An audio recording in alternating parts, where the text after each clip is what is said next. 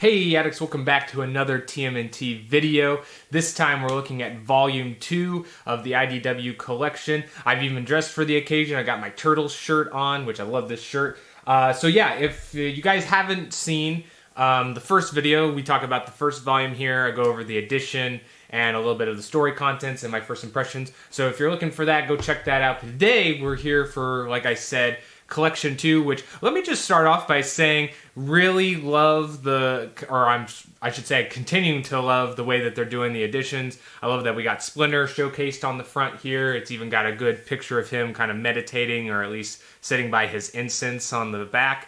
And yeah, just overall really digging that. They even do a great job of, you can kind of see in this one, I highlight it, but for the first one, you know, since it has Raphael and his color is red, they even make the built-in bookmark match the color. And they do the same thing with the Splinter second volume here, giving it that kind of like the color of his fur.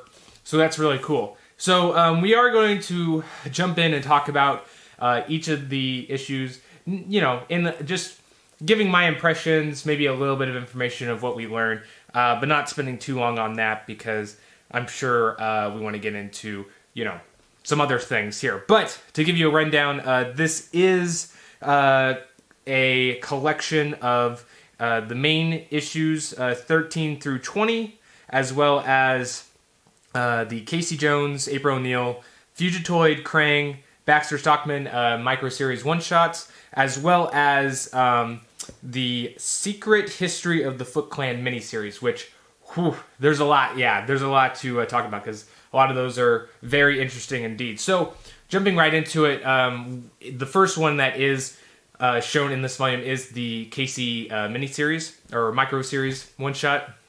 And I really like this micro series one. There's just something about it that's kind of simple and just, you know, I guess just to let you have, maybe, I don't want to say the core thing that a lot of TMNT fans, but to me, you know, just having them, you know, dealing with like street level thugs, you know, sometimes that's like, I feel like the core of it, or like at the very ground level of what TMT is, or, you know, what they kind of go up against in a day-to-day. So seeing issues that kind of highlight that, but also maybe connect into, or segue into a storyline that they're going to do in the future, or, you know, harken back to a certain character's motivations or history. I think, you know, incorporating both of those things in one issue is a really cool idea, or just, you know, really well executed. And they do that in this. I guess I should say it is, I say, first showed off in this issue, but I think it's, you know, stands for the rest of the volume as well. But the art is a lot better in this one, I think, overall at least. That doesn't mean that there isn't some weird art here and there throughout the volume, but overall I think it is a major improvement from the first volume, and I really dig the art styles a lot more for just everything that they're doing. Not only the ongoing series, but even for like these micro series, like starting off with Casey's, I really liked the art. There's a couple times where there's some weird things, like there's one panel that Raph definitely looks like Chunk from the Goonies. But, you know, besides small stuff like that, I think overall I do like the style of artists that they got for this, and I hope that you know, we get to see more cool art. I'm kind of back and forth really right now on the art, to be honest with you, just because even though I like a lot of the art, and I think there's some bomb-ass panels that people make and just overall like covers for the issues, I'm still kind of torn of like, I would rather just see one artist steal the whole series, but I know that puts a lot of pressure that can really push back issues that you get in terms of, you know, keeping it on schedule for things, for releases and whatnot. So I understand why they do it, and I think, you know, kind of the best of both. You get to see all these different types of artists doing different things, but it is very jarring still. I'm not going to lie on that front. So, but like I said, you know, with this Casey Micro Series one-shot, you do kind of get a focus on more of the ground level thugs that they just happen to go by. But there is a purpose to it because we get to see more, I guess, insight in Casey's home life. We got teases of this at the, what is it, like the first 3 or 4 issues of the series. And then this is kind of connecting back to that, seeing, you know, the promise he made to his mother, and that how like that is symbolized or at least kind of paralleled for the story in this issue. And I just overall really like the bottle issue, and it does lead into a big story moment where for the next mainline issue. Which, speaking of, issue 13 is right after this, and it segues beautifully off of the micro series. I think this is how I really want the micro series one-shots to go for, or at least these are the ones that I'm probably going to have just automatically more enjoyment out of, because they're not just bottle episodes that are, kind of throwaway, but they're bottle episodes that, give something to the character in that moment, but also can connect to the main story. And I think they do that really well right off the bat for this issue 13. You get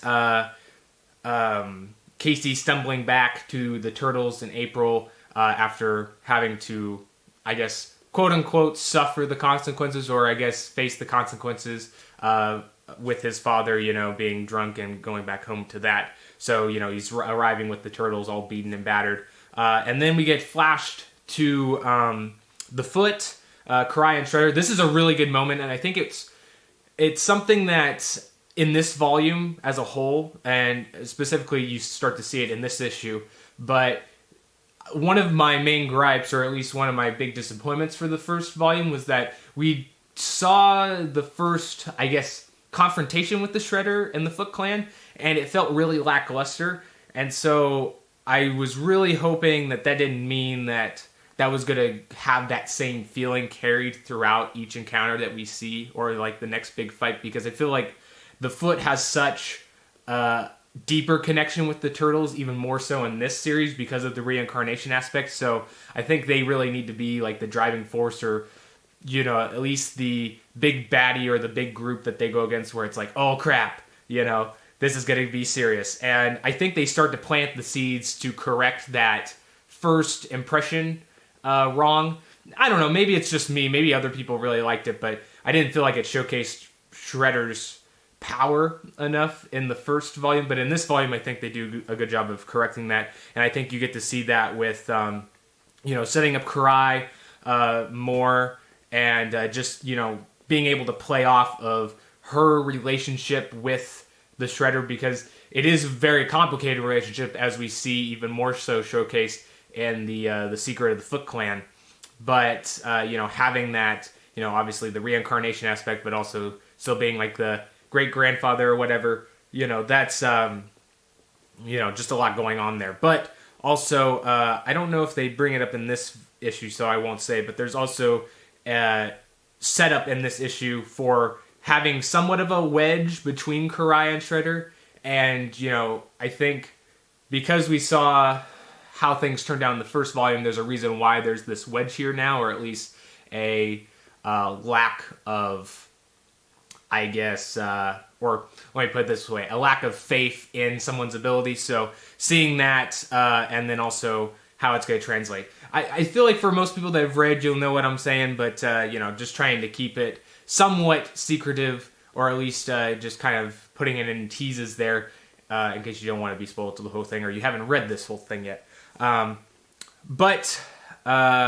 guess they do put it, because I said that. So yeah, you get a little bit of a tease of the second command, just to give you a little bit more of an idea of what I was trying to say. But anyway, there is one thing in this issue where, like I mentioned, Casey goes to the Turtles because he just kind of, I guess, wants to get away, or just decides to reach out to them after having to, suffer a beating again from his father.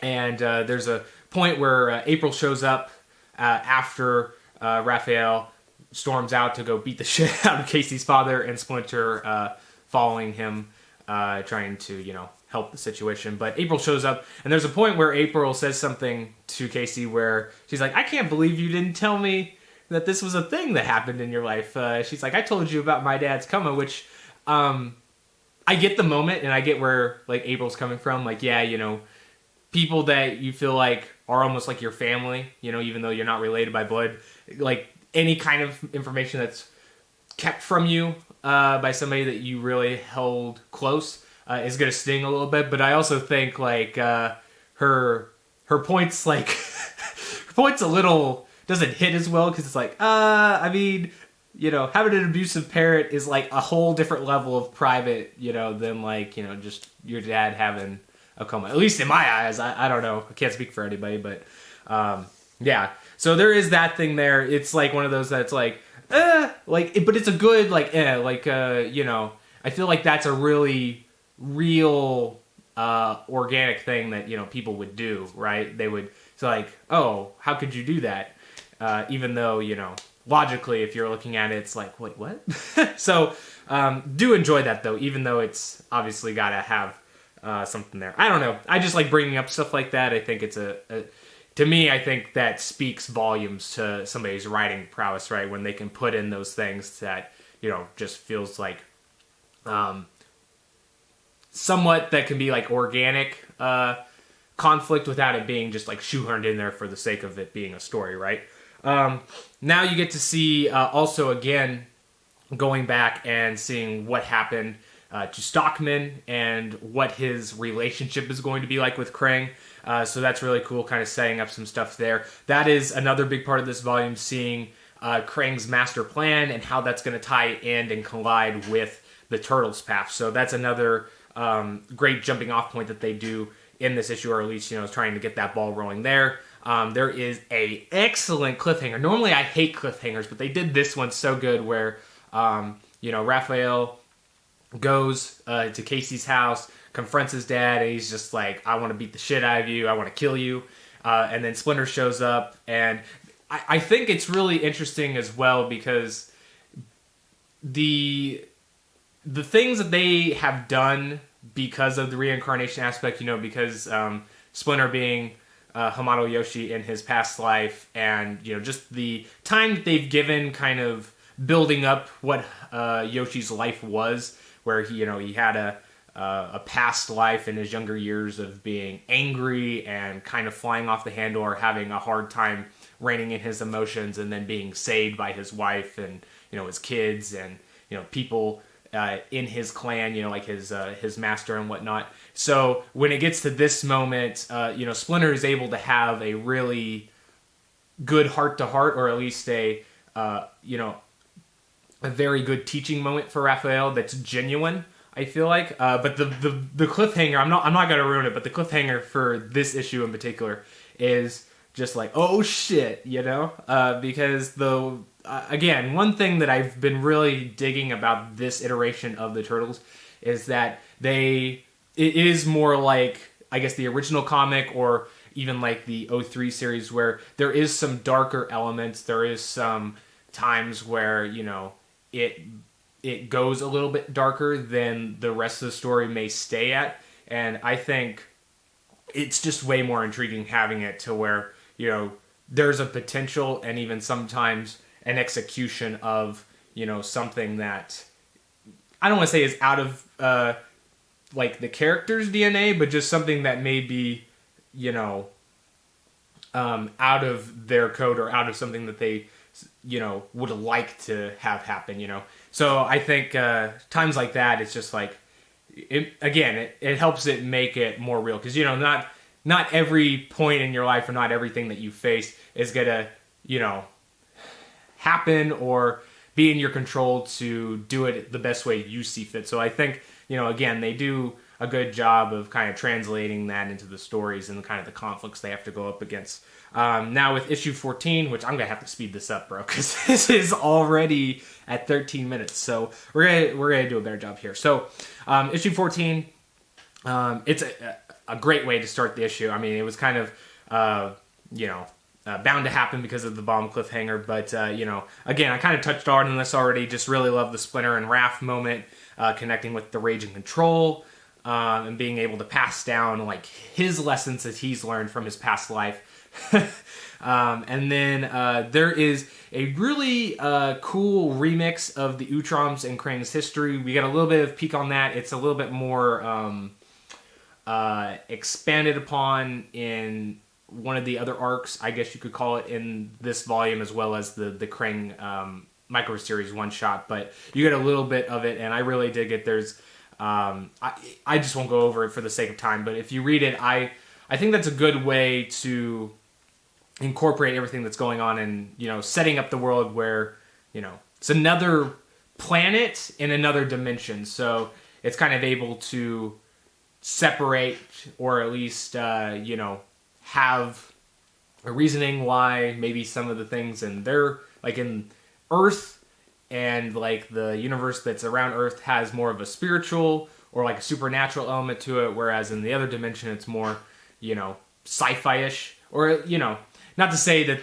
each don't have connections and reasons for that, but I just think it's a cool way to disperse. I guess maybe it's just able to open up the possibilities of, letting you have more of a backstory or more setup for certain characters or certain events in another area. And, they can be on a grander scale because they're not associated so close to home. You know what I mean? Now, the other thing is we do get... What is this?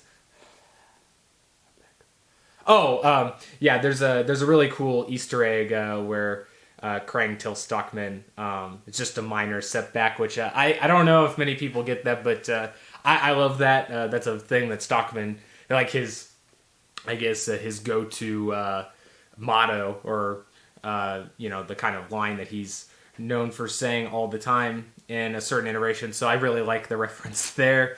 We get to see, again, like I mentioned before, more of Krang's ideas and, what kind of his plan is, what's, his plan for Stockman, and we get to see that it's recruiting him to work on the Technodrome, which has, I think, a different, it's a different, there's a different, what would you call it, a different motive, or there's a different objective to using the Technodrome. I don't remember what it was in the 80s cartoon, to be honest with you, but in this, it might be a little bit early to say this, but we get to see that Krang's plan in this iteration is to re-terraform the Earth to be another Utronium, or I'm going to say their homeworld one, but, the homeworld of the Utroms, so that they can kind of rebuild and be another master race. Kind of similar to a plot in Invincible, but that's, that's another comic for another day.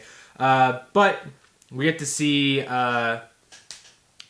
Casey has a really good moment in this issue as well, with the Turtles, and talking about, or not talking about, but just kind of, because in the first volume we saw a lot of bickering or some arguments between some of the Turtles on their past lives. Some don't think it even matters. Some have like, well, this isn't possible. Some, this is possible, about the whole reincarnation bit.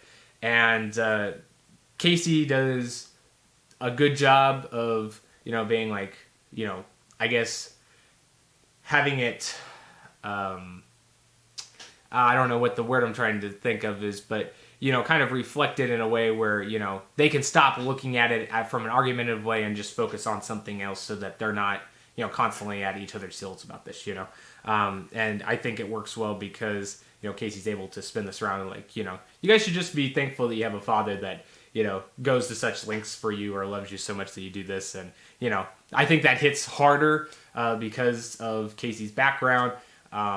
So that's pretty cool. But there's also a really great line that Splinter gives Casey's dad, which I don't know why. I feel like, I don't know. I just love it. So that's why I guess I'm basically highlighting it. Even though it's not important, I got to cut out some of this stuff anyway.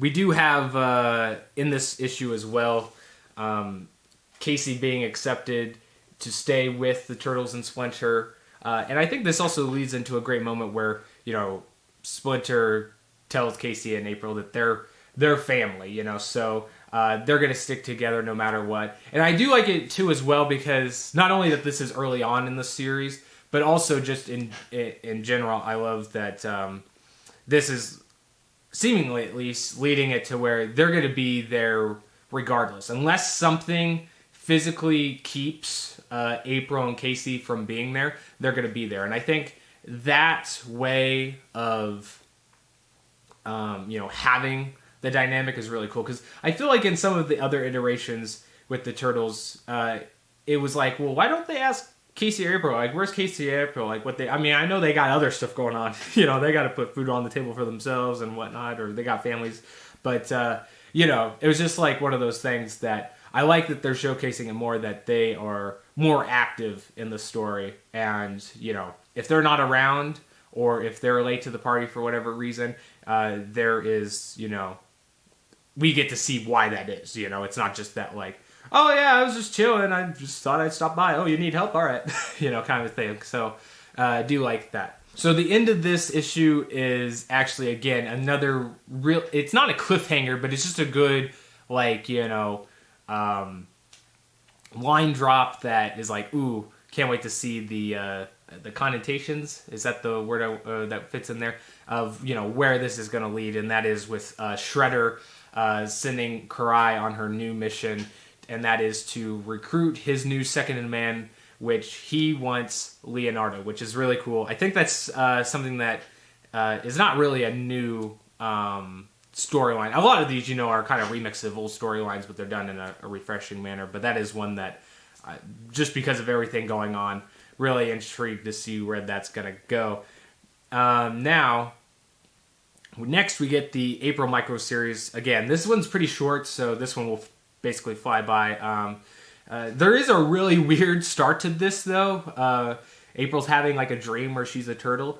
That made me think I was looking at weird fan art, but okay, you know, it's just a dream, whatever. But we get to see, you know, April is carting around the turtles. It doesn't really say where they're going, I don't think, but basically we get to the conclusion that April is going to go on kind of a spy mission into Stockton to see if she can find some new information, you know, on their enemies, whether that be, you know, Stockman and what he's doing, see if there's any material on, you know, like the mutagen or like the experiments, so like what they're up to, if there's a way that they can, you know, track the turtles, because again, like in the micro series for Donatello, Stockman did have a turtle tracker, so that's one of the other things April's looking for.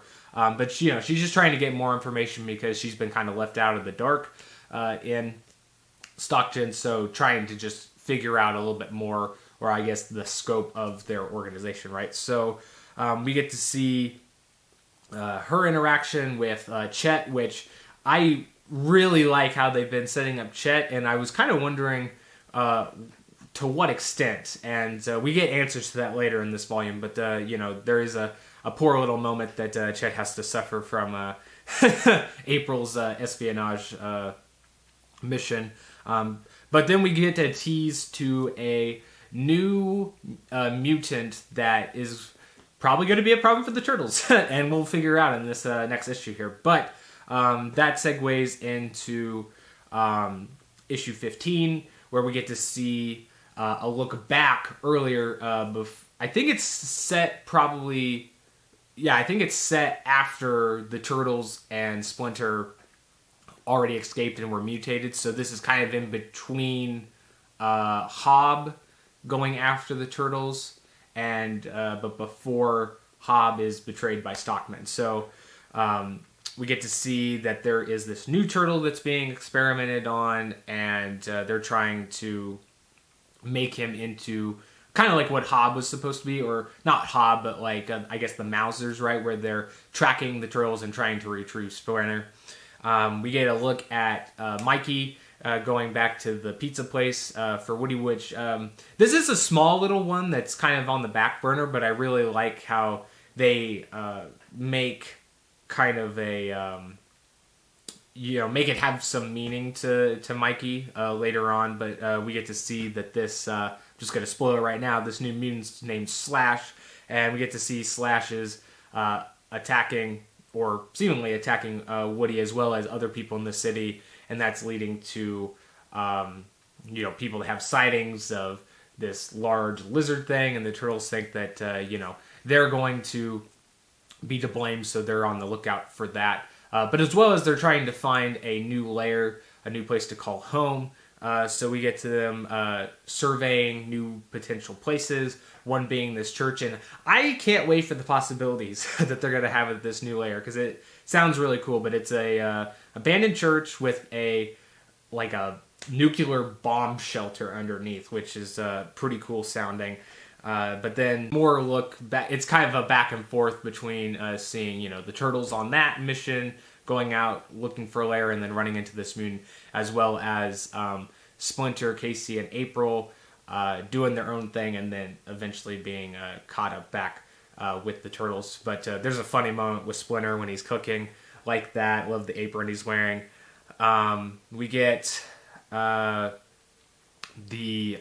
hunt on Slash's part is nearing close because he has something, or he's genetically modified to be able to track them. I don't believe they really say how he's tracking them. I think they do, but I just not remembering it right now. But basically, he gets caught up with the turtles, and that leads into issue 16. There's a really big battle that that comes out, and eventually that leads to Slash disappearing, and they presume that Slash is dead by Leonardo's hands. So that leads into some not problems, but just kind of some, for lack of a better term, just jointedness between some of the family members, with Leonardo kind of having to, I guess, accept some of the things that he's done in order to protect his family, and what other things or maybe bigger things he might have to do to, keep protecting his family, as well as, Mikey losing a friend because of everything that, seemingly follows them. And not like losing them like they're dead, but just losing them because hey, I can't be around you. They're got this much trouble following you. So that leads to some really cool moments with Splinter, and then obviously showcasing more of their their characters, and separating that. They do it. It's really weird because the turtles in this volume, I feel like, have less screen time for their not personalities, but just development for each of them. But there is a little bits here and there. I think this is one bit, but that doesn't mean that they don't showcase the individuality of each, which is still very much present in this. Now, the other thing we get to see regarding Slash is the confirmation that Hob is still alive. So we get to see him recruiting Slash and them going on their own seemingly path or escapade to find revenge. But there's also, I don't know if we got this. I didn't think we did. Maybe we did see this, and I'm maybe just misremembering. But we do get confirmation that Hob does have a vial of Splinter's blood. So I would imagine that's going to play into something for their storyline later on. Now, next we get to see the Fugitoid Micro Shot 1 series. And again, I really like the remix of how they do, Honeycutt's, I guess, redone backstory, as well as how he's connected to other characters. I think because a lot of their more alien characters or factions are associated with Dimension X now, I think that leads to just a much cooler dynamic, and just, also ramping up the storyline, right? Because as the Turtles get connected to some of these other people that are associated with the war against Krang and Dimension X, that's obviously going to lead to, Krang and the Turtles colliding. And I think it does give, I think it just gives Krang that much more of a reason to be an enemy, like a full-blown enemy, or just someone that seeks out the Turtles. So that's another cool thing. But Honeycutt's, I don't want to go into depth, but I think, adding the family aspect, adding just how the Fugitoid works and how his mind ended up getting trapped in the Fugitoid. I just really like it, and it's much more dark, and I think it has that much more of a weight for, why he came into being the character that he is. The Fugitoid's always been like a really cool aesthetic character that I like as well. And obviously he's going to have some impact on some of the big things set up because of his scientific mind and being so smart for this universe. But really digging that we get it so early. That's one of the things, too, that I've really liked about this series so far is with the remixes that they've done. There's a lot of things that showed up early that I wasn't expecting. You know, for the first volume, that was, you know, seeing the Foot Clan show up during the middle of, like, the Mauser arc. You know, having the Fugitoid show up so early in the series, and then, you know, taking the Turtles away to, you know, kind of that conflict. And, you know, you just get all of these threads starting really early on that, you know, when we get into the middle of the series, I'd imagine it's just going to be full-blown chaos because everybody's being like this, you know? So, there's also a really interesting design choice. I don't really care that much about it, but I do find it funny that all of the people on Neutrino, which is supposed to be like Honeycutt's race and where he was born, they're kind of like Vulcans, I guess, or elves. But Honeycutt's the only one that like looks normal, or at least in his micro series one shot, you know, they look normal besides the ears. But then later on, we get kind of like the war on Neutrino, and then suddenly everybody looks like Final Fantasy characters with pointy ears. So I don't know which one's canon, or if that was the artist's choice. I'm not sure, but I just find that funny nonetheless. But let me see here. So after we get... Oh, I guess the other cool thing to mention about the Fugitoid microseries is the additional powers that his body has. So his body does have a shape-shifting capability, and we get information that the Fugitoid has secretly been Chet all along, which is really dope. And, you know, having, you know, because of the motivation of his family dying and him being trapped in the mechanical body, and wanting to take down Krang, even going up against other evil forces to pit them against Krang. And I think that's brilliant too, as you know, somebody that's seeking revenge, being like, yeah, I'm not gonna like manipulate good people to fight him and maybe take him out, but maybe I get some evil people, give them a reason to go after him, and just hope that they each take each other out. You know, just really cool to see, and also just to me as a fan, I think it's really exciting to know that, you know, a lot of the bad guys aren't, you know, they're not all got the same motives. They don't got all the same, you know, they're not buddy with each other. So seeing that, you know, some of the evil factions hate and despise another evil faction just as much as the Turtles maybe do for one of those. You know, I think that is a much more intriguing story to have when everybody's just kind of all in it for themselves and their own motives versus, you know, just all of the good guys together and all of the bad guys together facing one another, you know. But so needless to say, we get into issue 17.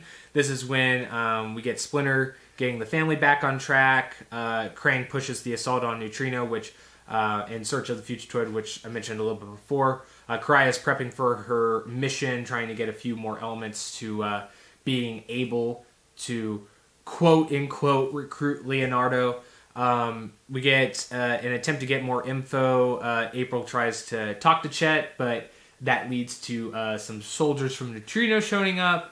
There's obviously a small bit conflict, but needless to say, the Turtles get transported into Neutrino, into Dimension X, and they are seemingly recruited for a war they did not sign up for, which that leads to kind of an alliance, or at least a working with the Neutrino resistance, and we get to see the first confrontation with Krang, and that has been really, really neat to see. Again, I think they give Krang, he kind of reminds me a little bit of Shredder in the sense that he reminds me of like the Utrom Shredder from the '03 series, which is really high praise because I like that we have two characters that are, evil or kind of in the same level, but, they're in completely different fields, and I think that's going to lead to some really intriguing stuff. I would even love to see Krang and Shredder go up against each other, maybe in this universe later on if they don't become allies. But, just really cool setup there, really cool menacing power. I think the only thing that leaves me a bit disappointed from the initial conflict is just knowing how much better the first run-in with Krang went versus their run-in with Shredder. Because I think hands down, I rank Shredder as higher of a better villain than Krang.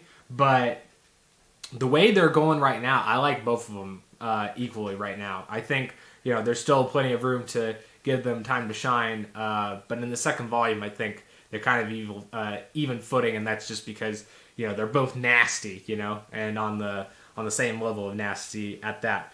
Now again, issue 19 is another great issue that I dig the art. There's a lot of cool panels for the fighting. Probably still not my favorite out of the whole volume, but just really good art. I'm not gonna lie, I really do like it. There is some things about I don't know. I have like a really picky thing with the art where it's the same thing with like Batman. And other people that like wear masks. I like not seeing the eyes through the mask.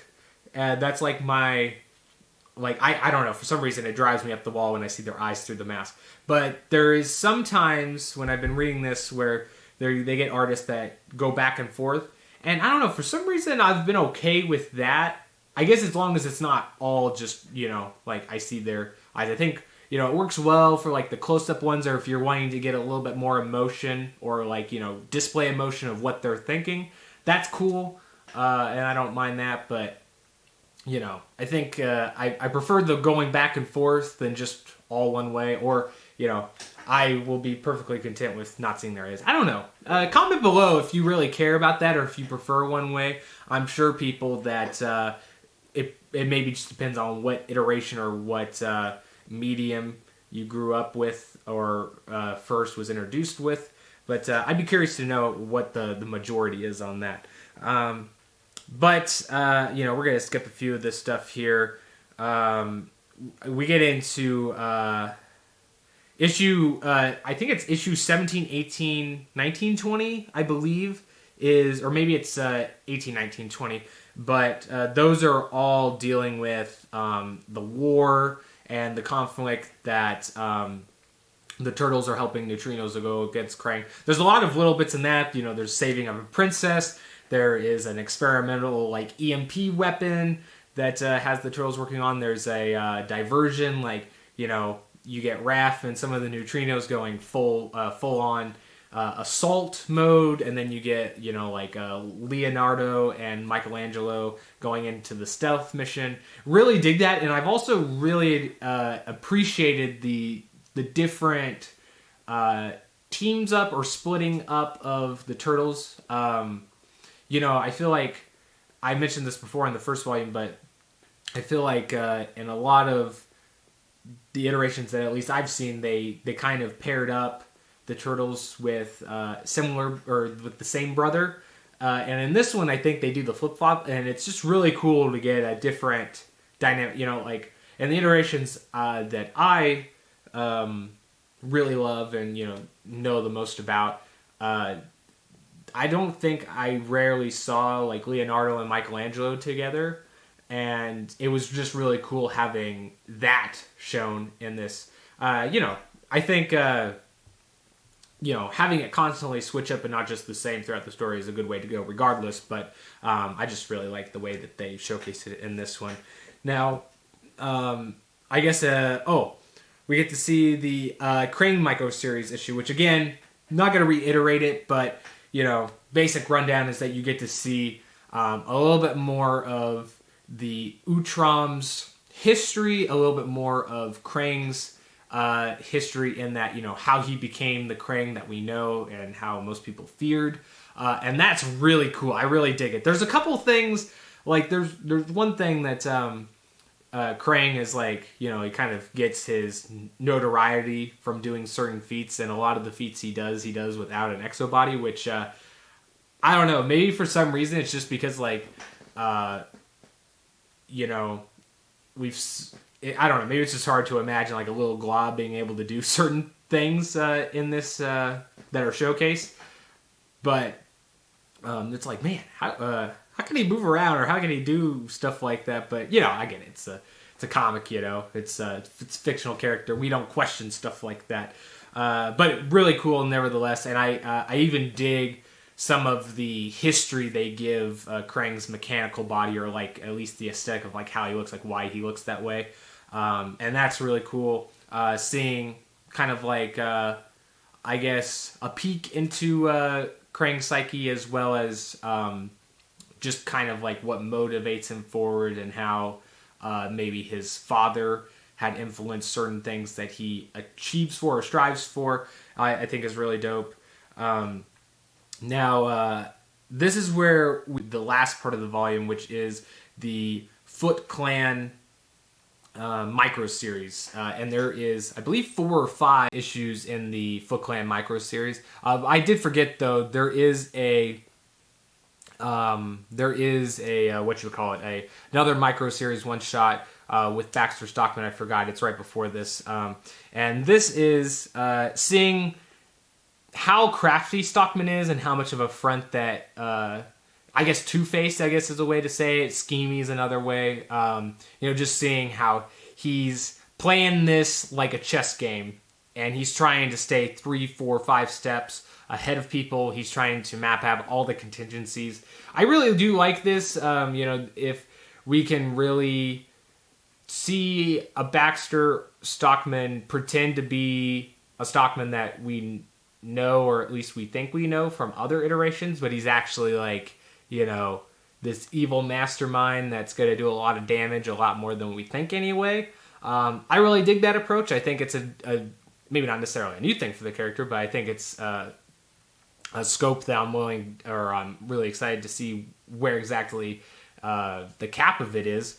But we also in this see a flashback with Stockman and his father, kind of cementing kind of the motivation behind what made him drive this way. What's how he kind of became to think at this level, or at least maybe have conceit, or maybe not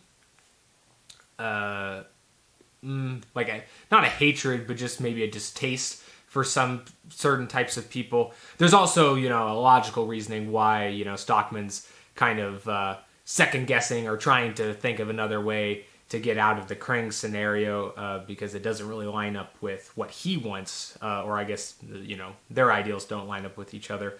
But, seeing him trying to get more access to the Technodrome, I think is going to lead to some really cool possibilities, and I'm really interested to see where some of the stuff they showed in the micro series will play off in the mainline issues. Now, we get to the Foot Clan mini-series. Now, like I said, this is 5 issues. I'm going to have to make this really short because, what is this, like an hour now? I'm sorry. I just love talking about the Turtles. What can I say? Nobody's going to click on an hour-long video. But, needless to say, the Foot Clan miniseries was spectacular. I loved it. It was honestly the thing that most surprised me out of the whole volume, and it is the thing that I absolutely loved. I think it surprised me in the sense that I thought we would see it mostly, if not all of it, take place in the past with feudal Japan, and I thought maybe we would see a bit more expanded upon of Splinter and Shredder's past lives interacting, how it really came to be that, kind of like filling in the gaps, I guess I could say. And then also, how Shredder maybe came into being reincarnated himself, as well as, bouncing back and forth between maybe their masters and how the Foot Clan was, came together. But I was pleasantly surprised that it not only balanced between some of those things that I mentioned, but also the modern day and how that's going to relate to, the Turtles finding out this information, how are they going to be able to use that against Shredder, what new conflict that brings between the Turtles and Shredder. It just had everything, right? It had, some really cool fill-in-the-gap information that is some really nice revelation. I think really cool things that they're working with here, as well as getting, some even more revelation to some of the Turtles, or at least, with the Turtles group and, what powers they might be able to draw from their reincarnation, or I guess because they have their past lives. And so we get to see, the Turtles are going, the Turtles and Casey and April. I mean, the Turtles are in the shadow. Casey and April's obviously able to sit where everybody else is at. But they go to the seminar of this doctor, Dr. Miller, where he's doing a seminar. I don't know what the proper term would be. I don't know. But giving a talk over the Foot Clan and the history of it, what he's able to find. And obviously, the Turtles and present company are intrigued, like what the guy might learn and, what new information they might be able to find about Shredder to take him down or figure out why he's back or how he's able to do this. But unfortunately, the Shredder's one step ahead, or at least on the same track as the Turtles. So he sends Karai to intercept this man to get his recruitment, and that leads to, obviously the Turtles wanting to battle Shredder over not only Miller, but also a book that he possesses and, the Shredder possesses, because it might have some secret information. And bouncing back and forth between this, we get a little bit more of who started the Foot Clan, what connections he had, what made him so powerful, and then not only Splinter's master, but also Oroku Saki's father, connection to this man, Takashi Tatsu, who started the Foot Clan. And there is just a lot of things to unpack in this miniseries. Honestly, I could probably make a separate video just talking about the miniseries, and I'm kind of unfortunate that I spent so long on the others, and I'm not feeling like I can really go into depth as much here because we're having doing it for the sake of time. But there's just a lot of cool elements that play. You get a little bit more sneak peek about who Shredder really is, how his reincarnation, or at least the power of resurrection, came to be. Some new threats from the Foot Clan that could come back even though they've been dead for centuries. You get a cool connection between the Foot Clan and a certain other character or group that we know of. And as soon as I saw somebody taking a certain medicine, I was like, oh shit, this has some connection to these other characters that are going to be revealed, and I'm super excited what that means. And I won't spoil it here, but we get information about that, a reveal that's I'm eager to see what entails. But I just liked it mostly because of how much more menacing it makes the Shredder, how much more deadly it makes him, being a warrior that seemingly, maybe, potentially will never be stopped. So I think that's a perfect way to set up what's supposed to be your main villain, right? And as well as having just some really cool fights between the Turtles and their allies versus the Foot Clan. I dig whenever all four Turtles, Splinter, Casey, April, are all kicking ass, or at least going to one of the Foot's places to try to get something, and you just see all of the Foot trying to stop them. It's just really cool action. There's like a really cool like hallway cover that maybe I can put up here that I was just like, oh shit. When I saw it, I was like, let's dive into this. I can't wait to read this. So yeah, there's some really cool action, some really great story elements. I think because of the way that it rehandles Shredder, or at least brings him into a more menacing character than the first volume. Really liking where they're shifting the reincarnation bit. I said it in the first volume that, you know, the reincarnation thing, I was like, I like it. It sounds really cool, and I think it makes the most sense with these characters, the story. But I want to see where it goes. I want to see what kind of limitation or rules they put on it.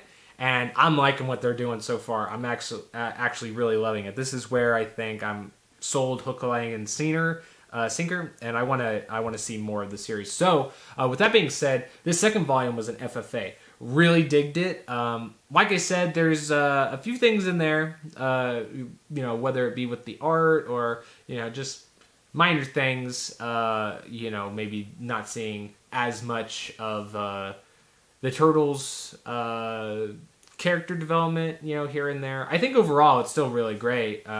It's just like one of those, I'm hungry for more. I want like 48 issues, 50 issues in one volume. So, but yeah, really digged it, and I can't wait to see where they're gonna go or what this will mean for future storylines because of the remixes. But I'm gonna shut this down. Probably gonna have to redo this anyway because this video is so long. I'm like, gosh, who's gonna read or who's gonna watch this? But anyway, guys, that'll conclude this. I'll see you for the next one. I have multiple volumes on their way, so we will try to go through this. I'm going to try to figure out a way to condense these down so they're not super long, so people will actually watch them. But anyway, guys, that'll conclude, and I'll see you guys next time. Peace, addicts.